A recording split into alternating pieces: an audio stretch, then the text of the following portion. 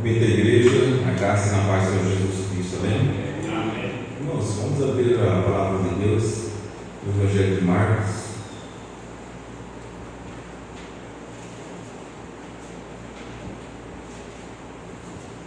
Capítulo 1, versículo 15.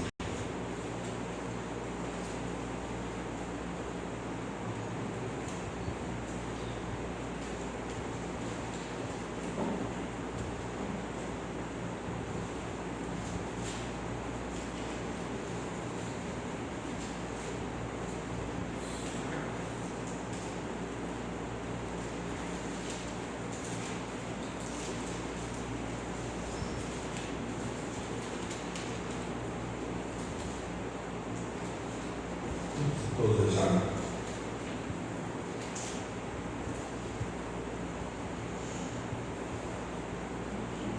Quanto, meu irmão? Evangelho de Marcos, capítulo 1, versículo 15.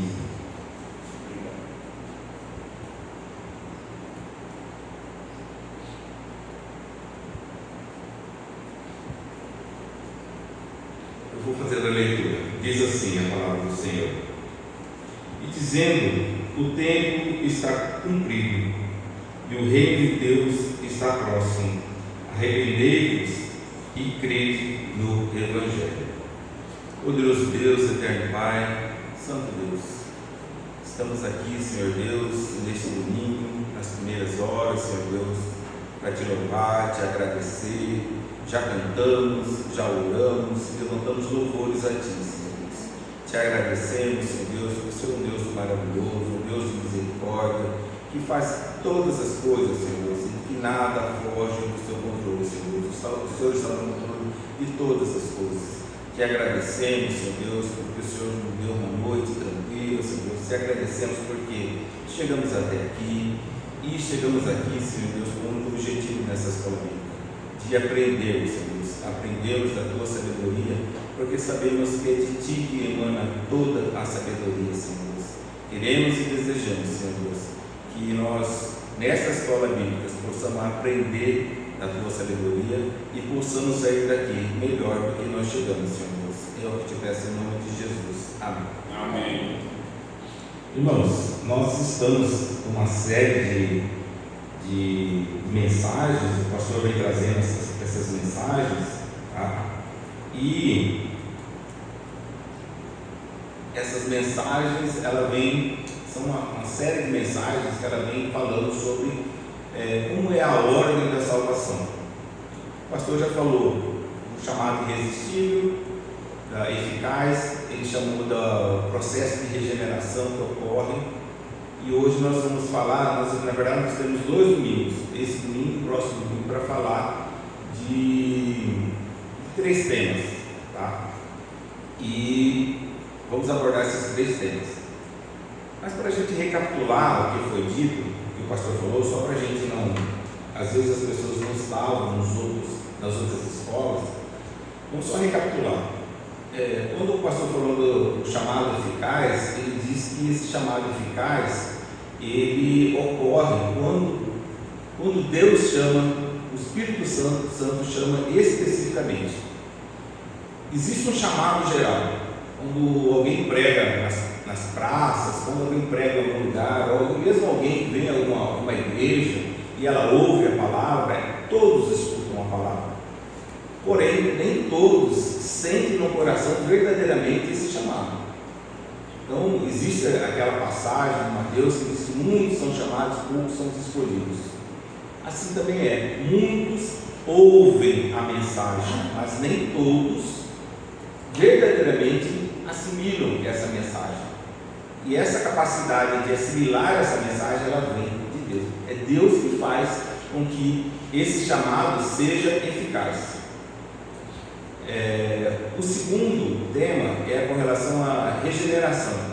A regeneração também é um ato de Deus dentro do coração do homem, quando Deus faz com que haja um novo nascimento. Deus age nesse coração e transforma esse coração de um coração de pedra num coração de carne, sensível. Quando ele está falando de coração de carne, é um coração que ele é sensível ao que vai ser dito, ao que está sendo dito. A partir daquele momento, como se abrisse um véu e esse véu desse acesso a um lugar sagrado, onde tudo que está sendo dito é assimilado por esse coração. Então esse coração ele é regenerado, e a gente precisa lembrar que quando nós estamos mortos nos nossos pecados, o morto ele não pode por si só regenerar, ele precisa que Deus regenere esse coração. No culto de quarta-feira, lá na Chácara Esperança, nós falamos bastante dessa questão do novo nascimento, né? O que é um novo nascimento? A gente falou bastante essa questão do novo nascimento e do que não é um novo nascimento. Eu acho que só o Marcos que estava lá, o pessoal que está aqui hoje, mas só para fazer um resumo, um novo nascimento ele não é emoções. Às vezes a pessoa está dentro da igreja e o culto é direcionado a te emocionar, e nessa emoção ele é levado, é feito um convite para ele vir à frente e aceitar a Jesus, ele é emocionado, ele vem à frente, só que isso não é um novo nascimento. Às vezes ele foi levado por aquela emoção e a gente vê que não existe uma perseverança nessa situação dele, entre aspas, aceitar a Jesus. Ele não vem mais no culto, ele veio só naquele congresso, ele aceitou Jesus, mas ele não voltou mais. Então foi só um momento de emoção que ele esteve naquele momento emocionado, no entanto, passou e ele não nasceu de novo, ele não houve uma transformação, não houve nada, simplesmente ele se emocionou, ou ele foi coagido dentro da igreja, porque ele não se sentia o único que não era ali um evangélico, um crente, então ele, para não se sentir diferente, todo mundo olhando de forma diferente, ele foi, levantou-se e foi à frente, mas de fato, dentro dele não houve esse novo nascimento, não houve essa regeneração que nós estávamos falando. Então, não houve um novo nascimento, logo essa pessoa, posso dizer que ela não é crente. Ela pode testemunhar, eu sou crente, eu vou na igreja, eu frequento todos os cultos, mas se dentro do coração dela não existir essa mudança, ela não é crente. Por mais que ela diga que ela não é. O termo crente é aquele que crê, é aquele, nós vamos falar hoje, vamos falar de fé e de arrependimento, tá? Mas a gente vai falar bastante essa questão do que é fé, o que as pessoas dizem que é fé e o que verdadeiramente é uma fé salvadora. Eu espero que hoje a gente possa sair daqui bem consciente disso aí.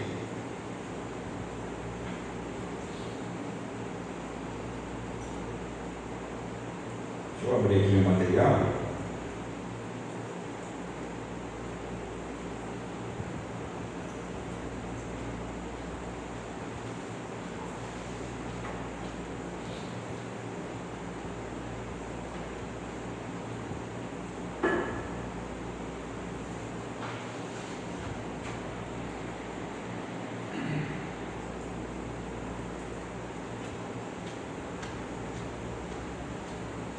Então o pastor está falando essa questão da ordem da salvação. E aí, eu falei isso também na quarta-feira, esses dias atrás, eu vou repetir porque a maioria não estava lá. Esses dias, uma conversa com uma pessoa pela internet, nós discutindo a questão da teologia e tudo mais, e alguém falou assim, fez a pergunta, é preciso ser teólogo para pregar? A resposta, não precisa ser teólogo para pregar, precisa ter conhecimento bíblico para poder pregar e falar coisas que não se devem, né? Senão vai estar começando a pregar heresias. E a pessoa falou assim, mas eu conheço muitos teólogos que não sabem pregar. E eu perguntei para ela assim, mas o que é uma boa pregação? O que é uma boa mensagem? Para alguns, uma boa pregação vai ter uma pregação que seja bem eloquente, a pessoa só falta plantar a bananeira aqui na frente e fazer uma série de coisas, né? A pessoa fala assim, você é lá bem emocionado e tudo mais, a emoção, ela passa. Então, a gente precisa deixar muito claro o que é uma boa pregação. Para mim, uma boa pregação, uma das minhas referências de boa pregação é aquilo que Jesus fez, é aquilo que João Batista fez. E o que João Batista fez, o que Jesus fez? Qual foi a primeira pregação? Nós lemos aqui. Qual a primeira pregação de Jesus? Arrependei-vos, porque está próximo do reino do céu. Essa é a pregação mais eficiente. É saber que o nosso tempo está contado, é saber que nós vivemos vai acabar, porque ele está dizendo o reino do céu está próximo. Um versículo que nós devemos falar que já está cumprido, ou seja, ele já estava ali como Deus na terra. Então, assim, nós vivemos os últimos dias, é claro isso aí. Então, o que nós devemos fazer? Arrepender. Então, o primeiro item que nós vamos falar é a questão do arrependimento. Então, tendo o chamado eficaz e tendo esse processo de regeneração, entramos na questão do arrependimento.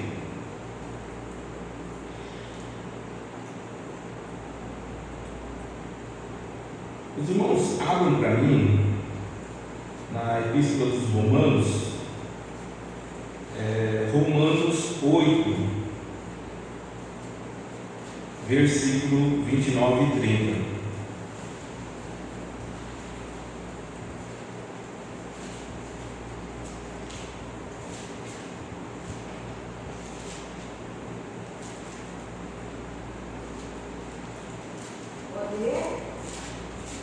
Pode ler. Porque a expectação da criatura espera a manifestação do Espírito de Deus, porque a criação ficou sujeita à vaidade, não por sua vontade, mas por causa do que a sujeitou. Não, era 29, mas eu vou fazer a leitura aqui. Romanos 8, 29 e 30 diz assim: porque o que dantes conheceu também o predestinou para serem conforme a imagem do seu Filho, a fim de que ele seja o primogênito entre muitos irmãos. E os que predestinou, esse também chamou, e os que chamou, esse também justificou, e os que justificou, esse também glorificou. Esse aqui, ele está dando a ordem da salvação, né? Ele está muito claro qual é a ordem da salvação. Agora vamos abrir a Epístola dos Efésios, em Efésios. Efésios, capítulo 2. Eu vou fazer a leitura. Efésios, capítulo 2, versículo 8 e 9, diz assim: porque pela graça sois salvos, por meio da fé, e isto não vem de vós, é dom de Deus, não vem das obras, para que ninguém se glorie. Agora, no Evangelho de João, João 1, versículo 12 e 13, diz assim: mas a todos os quantos os recebeu, deu-lhes o poder de serem feitos filhos de Deus, os que creem no seu nome, os quais não nasceram do sangue, nem da vontade da carne, nem da vontade do homem, mas de Deus. Então aqui fica muito claro que essa questão do novo nascimento, ela vem de Deus, ela não vem da vontade do homem, né? E todo esse processo de salvação, ela está na mão de Deus. O arrependimento, propriamente dito, ele não o termo arrependimento vem do termo metanoia, que significa mudança. E a gente precisa diferenciar aqui, irmãos, a diferença de arrependimento para remorso. São coisas completamente diferentes. O arrependimento, é uma tristeza colocada dentro do coração da gente por Deus. Esse arrependimento é como se você percebesse que o pecado que você faz, ele não agrada o coração de Deus. E isso te causa uma tristeza dentro do seu. Isso causa uma tristeza. E essa tristeza, ela acaba te levando a Cristo. Ele acaba te levando a olhar para a cruz de outra forma. Isso é arrependimento. O remorso, ele é diferente. O remorso, você pensa nas consequências do seu ato, e você pensando nessas consequências, você tem uma angústia, e você fala assim: eu vou ser punido por isso. Isso é uma passagem bíblica, se não me engano, está em Jeremias, que diz assim: o meu povo é como um ladrão que é pego roubando. Ele está dizendo assim, eles não estão arrependidos, eles só estão com remorso porque eles foram pegos. Como um ladrão que, quando a polícia pega e ele aparece na televisão às vezes, ele com a cara sentida, com a cara sofrida, ali ele não está arrependido dele ser ladrão, ele simplesmente está arrependido porque ele foi pego roubando. E aí ele fala assim: eu vou para a cadeia, eu vou passar muito tempo na cadeia. Então isso não é arrependimento, isso é remorso. Remorso é um sentimento que você tem uma angústia, você fala: eu vou ser punido, eu estou na iminência de ser descoberto, que eu sou um pecador. Arrependimento não. Arrependimento, você sabe que você é pecador. Quando você se sente arrependido e você pede perdão a Deus, você pede conscientemente, sabendo que você é um pecador. Nós, durante nossa escola aqui, nós tivemos uma oração de arrependimento. Pedir perdão por arrependimento não é algo terrível, porque às vezes a pessoa fala assim: mas não posso pedir perdão por arrependimento. Então você não admite que você tem perdão, você já está cometendo um pecado, dizendo que você não pecou. E a Bíblia diz que aquele que não pecou acaba de pecar mentindo. Todos nós cometemos pecados. A nossa grande diferença como aqueles que creem verdadeiramente em Cristo, é que nós não temos um compromisso com o pecado. Nós não temos um compromisso em continuar pecando, mas eventualmente podemos pecar. E aí pedimos perdão e mudamos a atitude. Não é só pedir perdão, também é mudar a atitude. Saber que aquilo que causou o nosso pecado, existe um gatilho ali que faz com que a gente pegue, e a gente tem que buscar desarmar esse gatilho. Se eu sou uma pessoa explosiva e o que me leva a ser explosivo é determinada situação, eu tenho que fugir daquela situação. Se eu fico sempre buscando aquela situação, eu não desarmei o gatilho, eu sempre vou explodir, porque eu sempre estou caindo na mesma situação.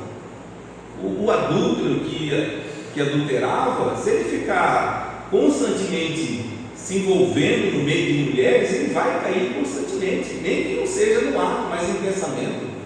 Se o ladrão que costumava roubar, se ele ficar vendo, sempre mexendo com dinheiro, vendo as coisas dos outros, ele vai cair.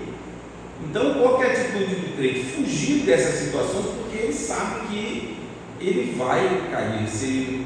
É lógico que Jesus nos ajuda todo o tempo, mas nós temos que nos manter sempre alerta, vigilante, para que nós não venhamos a cair. Com o passar do tempo, essas sensações, elas vão sendo alteradas, vão sendo mudadas. Jesus vai mudando isso em nós. E muitos dos irmãos aqui sabem, eu conto, quase sempre conto essa história, de como eu era viciado em tereré. E eu era viciado mesmo, só que como todo viciado, eu não admitia que eu era viciado em tereré. Mas a primeira coisa que eu colocava na minha boca era um tereré. E houve um tempo que a última coisa que eu colocava na minha boca também era um tereré. Eu tomava um tereré meia-noite e meia-noite eu estava dormindo.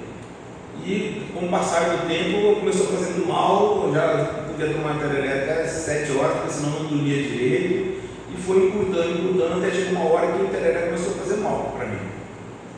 E eu tive que tomar a decisão, assim, ou ele é mais forte do que eu, ou eu vou ficar escravo dessa questão do tereré. E a coisa era tremenda em mim, então, em termos de vício, que eu ia no mercado, quando eu passava perto da seção das ervas de tereré, eu parava para sentir o cheiro da erva de tereré, tamanho era a vontade que eu tinha de tomar um tereré. E isso era o quê? Sinônimo do quanto eu desejava aquilo ali, porque o tereré me trazia, acelerava a minha mente, meus pensamentos estavam, se eu tinha algum problema, aquilo ali, parece que a solução vinha tomando tereré, e tinha vários efeitos que para mim era benéfico, mas junto trazia alguns efeitos que não eram tão benéficos, e eu precisava me libertar disso aí, porque nós cantamos aqui que Jesus é meu amigo. Quem tem que ser meu amigo, que vai trazer os benefícios para a minha vida, me alertar a minha mente, funcionar a minha mente, é Jesus, e não o tereré. Então, quando o tereré ocupou o espaço que Jesus deveria ocupar na minha vida, e quando eu percebi isso, que eu estava fugindo do tereré para conseguir certas coisas, eu deveria buscar a fonte verdadeira, que é Jesus. A partir desse momento, as coisas começaram a mudar. E a vontade? A vontade acabou. Hoje eu vejo as pessoas tomando tereré, não sinto mais vontade, passo pela gôndola das ervas, também não faz mais tanta diferença, mas é um processo onde isso acontece. E houve necessidade de acontecer essa mudança, essa metanoia, a mudança de atitude. Então, o arrependimento não é só você saber que você precisa mudar, mas você também mudar de atitude. Então, o arrependimento é isso. E nós precisamos ter essa distinção do que é arrependimento, do que é remorso. Às vezes as pessoas sentem apenas remorso e não um arrependimento. A pessoa fala assim: eu estou tão arrependido do que eu fiz tal ato, mas às vezes é só remorso, é só aquela sensação, aquela angústia que você está tendo, porque você talvez até tenha um conhecimento e fala assim: Deus é justo, Deus vai cobrar todas as coisas, e aquilo errado que eu fiz, Ele vai cobrar. E você fica naquela angústia, Ele vai cobrar, alguma coisa de ruim que vai acontecer na minha vida, é Deus que está cobrando, é Deus que está fazendo. Mas se você de fato pedir, se arrepender, pedir perdão para Deus e mudar a sua atitude, você de fato está arrependido, e Ele de fato vai te perdoar. Então, primeiro ponto, essa questão do arrependimento. Segundo ponto, ele está relacionado à fé. E fé, irmãos, existem muitas discussões com relação à fé. Porque fé é muito amplo, né? Fé, muita gente acredita que fé é acreditar muito em algo. Eu creio que eu vou viver 200 anos. Eu tenho muita fé nisso aí. Isso é verdade? A quantidade do que você acredita torna isso aí realidade. A pessoa fala assim: eu fui ali na lotérica, peguei um bilhete da Mega Sena e tenho muita fé de que eu vou ganhar. Isso é fé, irmãos? Isso é só vontade, isso não é fé, torcida, né? Não é fé, isso não é fé. Fé, principalmente a fé que mais nos importa, é a fé salvadora. É aquela que verdadeiramente importa. Não é acreditar muito em alguma coisa. A gente tem várias situações que a pessoa fala assim: ora, mas ora com fé. E a pessoa fala assim: a pessoa está com câncer, eu vou orar para você ser curado do câncer. Deus tem poder para curar um câncer? Claro que tem. Ele fez todo o seu corpo, Ele não pode mudar um pouquinho do seu corpo? Claro que pode. Ele tem todo o poder. Ele faz você de novo, rejuvenesce você. Se Ele quiser, Ele pode. Mas Ele vai? Não sei. Alguém que está com uma doença: eu tenho fé, eu vou orar por você, vou lá num irmão que é crente, ele é um crente de fé, eu vou orar, o irmão vai orar e ele vai te curar. Primeiro, que não é Ele que cura, quem cura é Deus. Segundo, Deus vai curar não conforme a sua vontade de ser curado, mas segundo o propósito dele. Se Ele tiver propósito de te curar, Ele vai curar, mas com o objetivo que você venha glorificar a Deus. Mas, irmãos, uma hora ou outra você vai, eu vou, todos nós vamos. A morte vai chegar, quase para todos. exceto para aqueles que, quando Jesus vier e estiverem vivos, para esses não verão a morte, mas verão o julgamento, todos passarão pelo julgamento. E como nós não sabemos a data e a hora da segunda vinda de Jesus, nós temos que viver com essa certeza de que a morte virá para todos. E precisamos ter fé. Irmãos, abra para mim o livro de Hebreus, a carta aos Hebreus, no capítulo 11. Eu vou fazer a leitura, vocês só abram aí e acompanhem. Hebreus, que aqui tem uma definição de fé.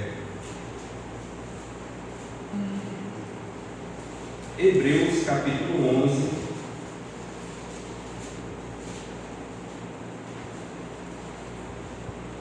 versículo 1, diz assim: ora, a fé é o firme fundamento das coisas que se esperam e a prova das coisas que não se vê.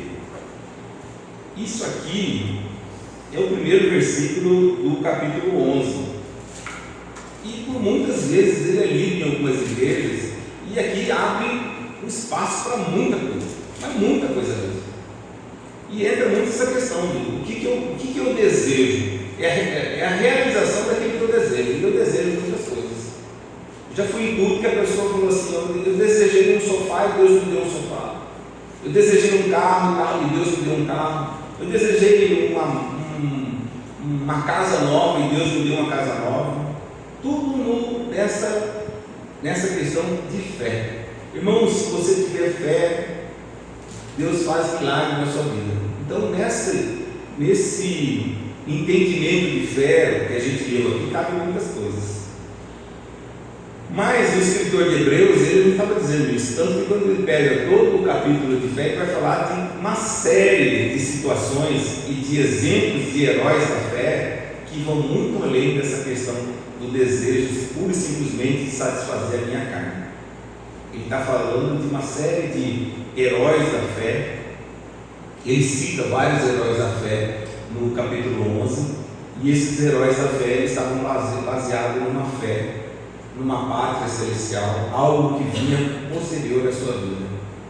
E muitos atos que aconteceram em suas vidas, mas por honra e graça do Deus Todo-Poderoso, não para satisfazer a vontade dele. Às vezes a pessoa pega só as partes boas, né? Jacó era rico, Abraão era rico, e eu vou ser pobre nessa hora, se tiver fé. Então,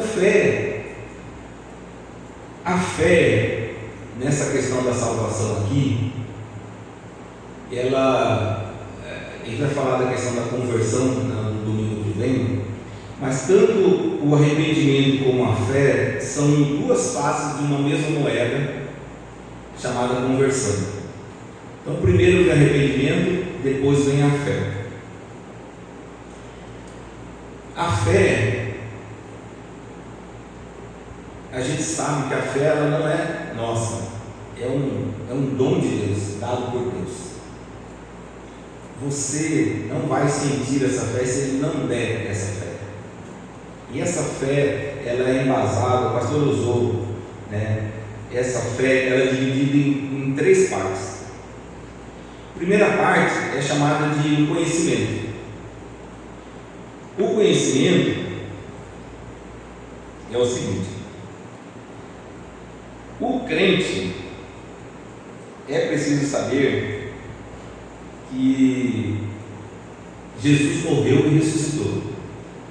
Esse é importante da fé, você saber que Jesus morreu numa cruz pelos meus pecados, pelos seus pecados, e ressuscitou. Então, primeira coisa, conhecer esse fato. Quando a gente fala assim, é preciso ter fé, a fé é salvadora, é preciso saber que no arrependimento nós sabemos que nós temos pecados e precisamos arrepender. Se nós não temos arrependimento, nós nunca vamos desejar um Salvador. Então, a primeira coisa é preciso ter um arrependimento. Se você arrepender, e para arrepender precisa reconhecer que é pecador. Se você não se reconhece pecador, você nunca vai buscar um Salvador. No segundo passo, nesse Salvador, você tem conhecimento de quem é o Salvador e o que ele fez por essa salvação. Então você adquire o conhecimento de que Jesus é o Salvador e de que Ele veio, pagou o preço na cruz e ressuscitou. Então esse é o primeiro passo da fé. O segundo passo da fé é o assentimento.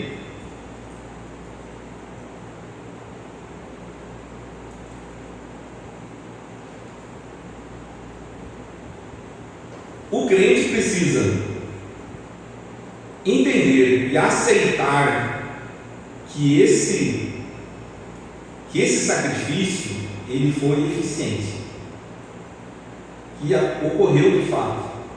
Primeiro você conheceu a Cristo, depois você sabe que aquilo que Ele fez é válido para pagar os seus pecados. Então, o segundo passo. E o terceiro passo, e talvez o passo mais importante da fé, é a questão da confiança. E aí entra a questão completa da fé. Você precisa entender que você sabe que Jesus veio e pagou. Você entende que o sacrifício dele foi eficiente. E por último, você confia que aquilo ali ocorreu em você, para você. E aí, nós temos alguns exemplos. A pessoa está procurando alguém para casar. Ela acha uma pessoa. Ela avalia aquela pessoa. Ela conhece aquela pessoa. Ela sabe que aquela pessoa ela vai ser um bom esposo, uma boa esposa. Mas ela só vai casar se no ato do casamento ela falar sim. Você saber que existe a pessoa, saber que ela seria uma boa companheira, um bom companheiro, mas se você não aceitar, não der o sim, não há casamento, não há compromisso.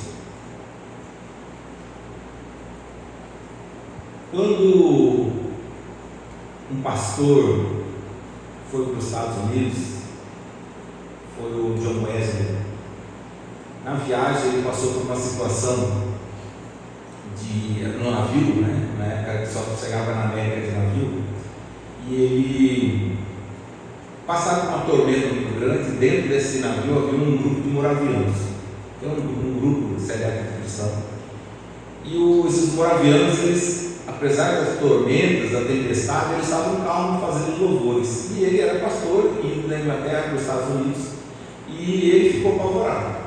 E quando eles chegaram no porto, nos Estados Unidos, ele foi conversar com os moravianos e perguntou assim: vocês estavam calmos, vocês não estavam desesperados. Aí o moraviano falou para ele: mas você conhece Jesus? Ele falou assim: eu conheço, Jesus morreu pelo pecado do mundo. Ele falou assim: não, Jesus morreu pelo seu pecado. E ele já era pastor, e ele não tinha entendimento de que Jesus morreu não pelos outros, mas por mim. E eu preciso aceitar isso dentro do meu coração. A fé é isso, é saber que Ele morreu por mim, pelo meu pecado, não pelo pecado de todo mundo, o pecado de todos os que Ele, como a gente fala, Jesus morreu por todo mundo, de forma genérica. Você não se põe nesse mundo, e às vezes a gente não se põe como pecador, porque a gente acha que as nossas obras faliam. No fundo a gente é bom. Então esta fé, ela precisa vir nesse sentido, de você entender e você confiar que aquele sacrifício dele foi por mim. O crente verdadeiro, ele não olha para a cruz e imagina o sacrifício de Cristo e fica impassível. Ele olha para o sacrifício e vê o quanto ele foi humilhado e ele chora. Ele chora. Ele olha para a cruz, quando ele tem um novo nascimento, quando ele de fato ele crê em Cristo, na salvação, ele nunca vai olhar para essa cruz da mesma forma. Nunca. Quando ele olhar e ver a humilhação que Cristo passou, e ele saber que aquela humilhação, aquele sacrifício foi feito não por muitos, não que não seja, mas eu tenho que sentir no meu coração, foi feito por mim, por amor a mim. Isso nasce dentro da gente, um sentimento tão grande de amor dele por mim, que eu não consigo devolver esse amor da mesma forma. E a tendência é que eu fique cada dia mais e mais agoniado. Em que sentido? Agoniado no sentido assim, eu preciso fazer algo, eu preciso viver o cristianismo, eu preciso devolver esse amor para ele da mesma forma como ele me deu. E nunca nós vamos conseguir devolver, porque é muito grande esse amor. E quando a gente olha a santidade dele e nós olhamos a nossa pecaminosidade, os nossos pecados, a gente fica triste também, porque a gente fala assim: nossa, eu podia ter feito mais coisas, podia ter orado mais, podia ter lido mais a Bíblia, as primeiras horas do dia, podia ter falado com Jesus, podia ter conversado com ele, como nós cantamos hoje: Jesus, meu bom amigo. Eu podia ter conversado mais com ele. Às vezes eu sento com alguns amigos, converso horas e horas, mas para orar para Jesus é 10 minutos. No final da noite eu só falo: Senhor, obrigado pelo dia, me dá uma boa noite. E a tendência nossa é parar e refletir e falar: meu Deus, tamanho amor por mim. E como que eu tenho demonstrado esse amor por ele?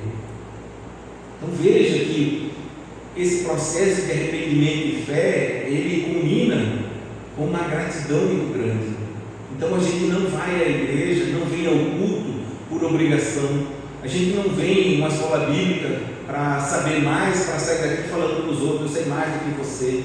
A gente não chega para um ímpio pregando, falando versículos bíblicos para poder só se exaltar, que a gente sabe muito de Bíblia.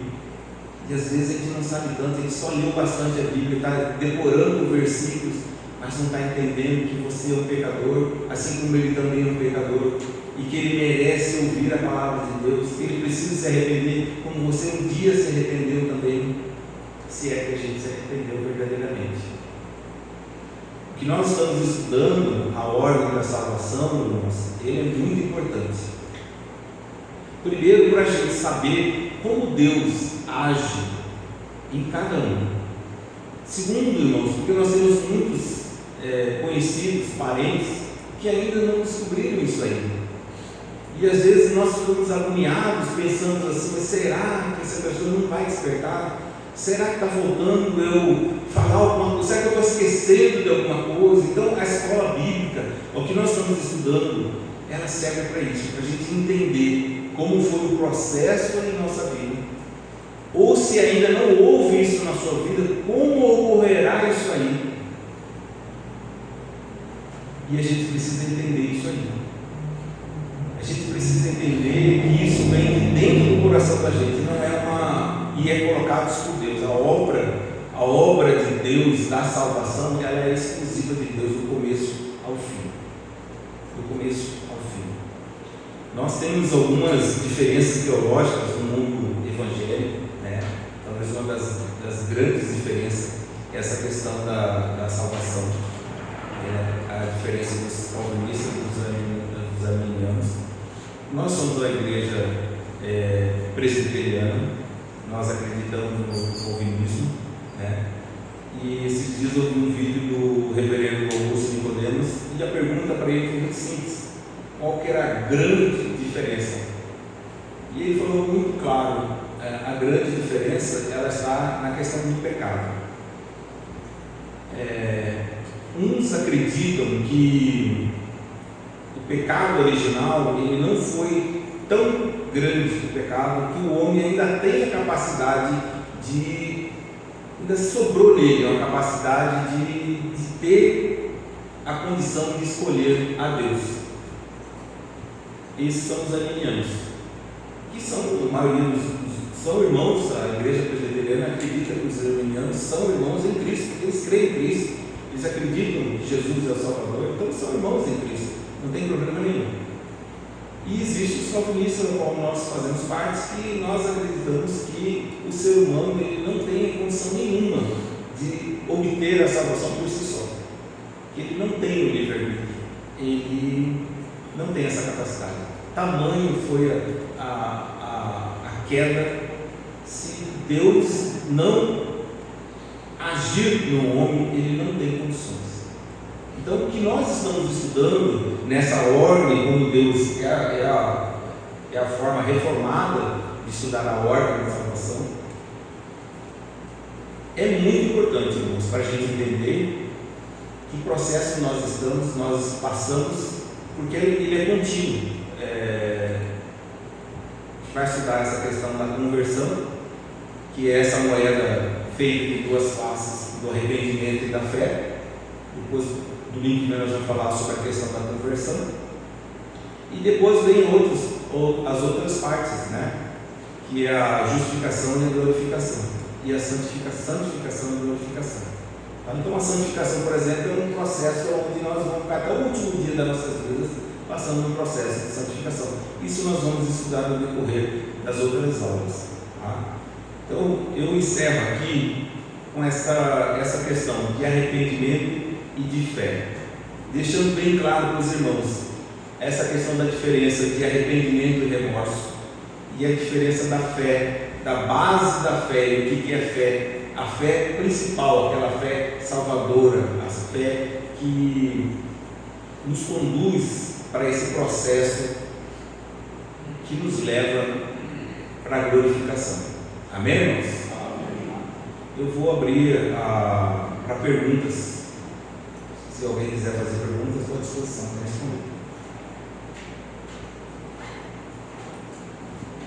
O momento foi muito importante.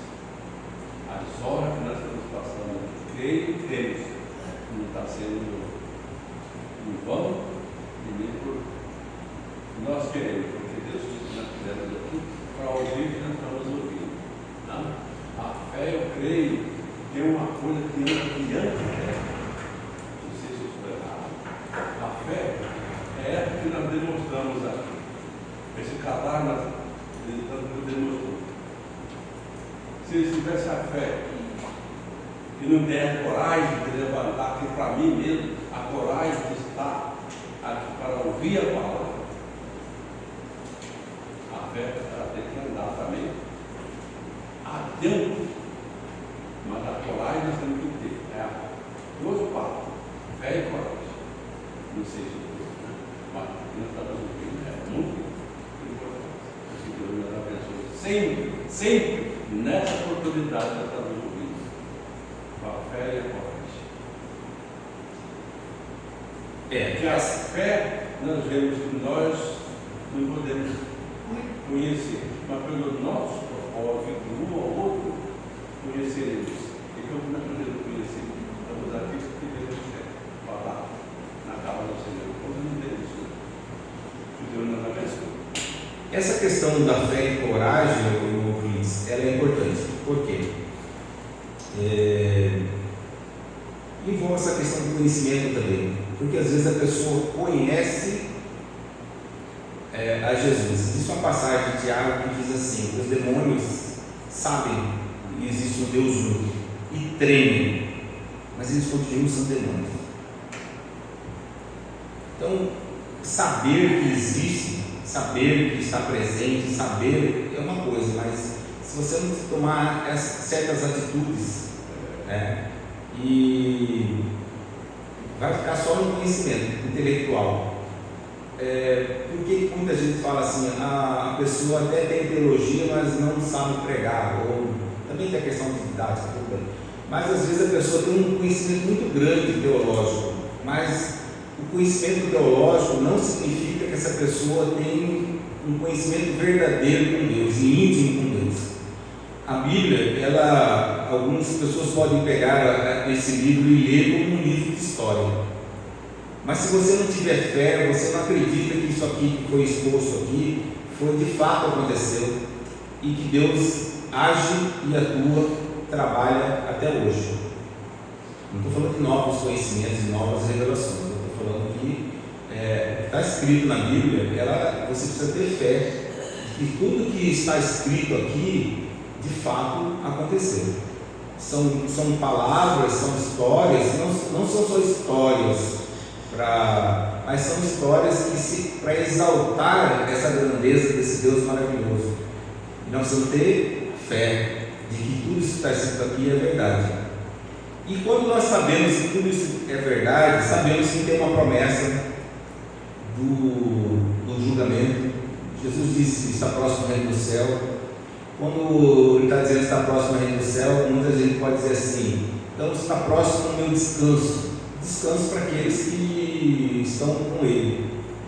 Aqueles que não estão com Ele não têm descanso, será um sofrimento eterno. Então, diante dessa situação, a gente tem que encarar a vida com gratidão. Para mim, a palavra mais certa é gratidão. Por que a gente vem à igreja? E aí, como o senhor falou, com coragem, levando no domingo para ir na escola bíblica dominical. Por quê? Primeiro, ingratidão. Ingratidão por Deus. Segundo, nós não detemos o conhecimento pleno de Deus. Então nós viemos na escola bíblica para aprender um pouco mais de Deus. Estamos aqui sendo orientados por um estudo feito pelo pastor. Então assim, o pastor fez a teologia e ele fez esse estudo baseado na Bíblia, e estamos aqui com esse objetivo de aprender. Primeiramente de aprender. Segundo, terceiro, na verdade, quando a gente sair daqui com esse aprendizado, a gente possa viver o que a gente está aprendendo dentro da igreja. É muito importante, porque não adianta a gente frequentar uma igreja, a pessoa fala assim: fulano é crente, e a hora que a gente sai daqui, as nossas atitudes são contrárias àquilo que as pessoas têm como característica de uma mulher crente, de um homem crente. Se as nossas atitudes são contrárias a isso aí, nós estamos envergonhando o Senhor. Porque a primeira coisa que a pessoa vai lembrar é falar assim: olha, esse diz crente. Se durante o meu dia a dia eu tomo atitudes que vão contrárias ao Evangelho, com certeza a primeira coisa que a pessoa vai lembrar é: olha, essa pessoa se diz crente. Então, nós carregamos uma responsabilidade muito grande. Então nós devemos vir à igreja aprender não só para sair evangelizando todo mundo, mas para viver o Evangelho verdadeiramente. Porque se nós não vivermos o Evangelho, nós seremos acusados muitas vezes nem frente a frente, mas a pessoa vai dizer: olha, a pessoa se diz crente. Eu já vi pessoas que falaram assim: se for para ser crente como fulano, eu prefiro não ser. E aí eu vou dizer: essa pessoa está colaborando com a obra de Deus ou está prejudicando a obra de Deus? E vou testemunhar para os irmãos. Quando eu falei dessa questão da mudança do coração de pedra para o coração de carne, eu já tive esse coração de pedra. Eu já tive. Eu posso testemunhar. O que é um coração de pedra? Eu já tive esse coração. A pessoa chegou para mim e falou assim: o que eu quero de você é que você vá para a igreja. E eu falei para a pessoa assim: você quer uma pessoa crente, falsa, dentro da igreja? Porque eu só consigo ser falso dentro da igreja, não acredito no que você acredita. E era verdade o que eu sentia. No meu coração de pedra, verdadeiramente era isso aí. Eu ia para a igreja para ser falso, porque eu não cria naquilo ali. Meu coração de pedra dizia isso aí. E eu não estava mentindo, não, porque meu coração era aquilo ali. Eu olhava para a igreja e eu via o quê? Eu via as coisas erradas que muitos pastores faziam e até hoje fazem. Eu via as pregações erradas que se faziam, pedindo dinheiro, vendendo a graça. E eu falava assim: eu não quero ser um colaborador dessas coisas erradas. Meu coração de pedra, ele agia assim. Até que um belo dia Deus abriu meu coração, destruiu esse coração de pedra. E eu verdadeiramente fui ver que, na verdade, existem essas pessoas erradas dentro das igrejas. É claro que existe, mas também existe um Deus que está acima dessas pessoas, um Deus justo e que num dado momento, num certo momento, julgará todas elas. Todas elas. Então, a partir desse momento, mudou muita coisa na minha vida, que eu passei a não olhar as coisas erradas que as igrejas tinham.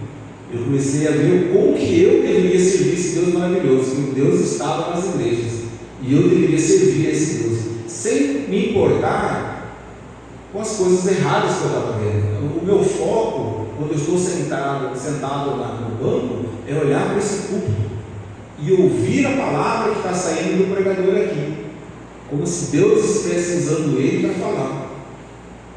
E eu vou tentar assimilar esse conhecimento e usar na minha vida. Os irmãos, se tem irmão fazendo coisa errada, se o pastor está fazendo coisa errada, se o dinheiro da igreja está sendo usado de forma errada, é o problema de quem está usando de forma errada. Eu tenho que olhar um foco em Deus, em Jesus, como eu falei aqui, no sacrifício, na cruz, sabendo que eu também sou falho, que eu também sou pecador e que eu também sou passível de falhas e também falho durante o dia, e que eu busco arrependimento, eu busco a mudança, eu busco a cada dia ser melhor e melhor. Essa é a nossa batalha, e isso que a gente tem que focar. Então a gente vem para a escola bíblica para aprender só para ter conhecimento? Não, para aprender principalmente para usar o conhecimento e testemunhar para as pessoas. Eu já disse isso aqui na igreja, nosso testemunho de boca fechada vale muito mais do que nosso testemunho de boca aberta, muito mais. Não é que nós não temos que abrir a boca para pregar a palavra, porque a palavra diz que se a gente não pregar, como que nós vamos se arrepender? A gente tem que pregar a palavra, mas a nossa atitude como crente, essa vale muito mais. O nosso dia a dia, a nossa forma de viver. Nós precisamos às vezes engolir sapo, sabendo que está certo e a pessoa está errada, mas você tomar uma atitude de cobrar, de gritar e tudo mais, a pessoa fala assim: olha, veio, gritou e tudo mais, e se descrente. Às vezes nós temos que, mesmo sabendo que estamos certos, ficar quieto e esperar que Deus dê a resposta. A palavra diz: minha é a vingança. Quem está dizendo isso é Deus. Isso quer dizer que nós devemos buscar que quem vai agir é Ele. Nós devemos perdoar a pessoa que nos causou qualquer dano. Essa é a nossa verdadeira atitude. Por mais que as pessoas vão falar assim: mas você tem sangue de barata. A gente tem que falar: eu tenho sangue de Jesus no meu coração. E por mais que pareça pouco para os outros, a gente tem que demonstrar que a gente é crente, e um crente verdadeiro. Mais alguma pergunta, irmão?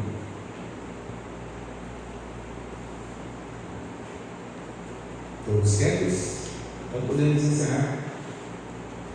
Vou fazer a oração para a gente encerrar. Poderoso Deus, eterno Pai, diante de Ti, Senhor, nós chegamos novamente, Senhor Deus, te agradecendo por essa escola bíblica, Senhor Deus. Cremos, Senhor Deus, que nós aprendemos um pouco mais, Senhor Deus, da Tua palavra, da forma como nós devemos agir, Senhor Deus. Te agradecemos porque o Senhor esteve presente neste local, Senhor Deus. Clamamos a Ti, Senhor Deus, que o Senhor possa nos levar até as nossas casas e que possa nos trazer mais à noite, Senhor Deus, aonde viremos, Senhor Deus, para Te cultuar no culto mais à noite, Senhor Deus. Que o Senhor também possa abençoar a viagem de retorno do pastor Edelso e do presbítero César, Senhor Deus. E que nós possamos estar aqui mais à noite para Te cultuar, Senhor Deus. É o que Te peço em nome de Jesus. Amém. Amém.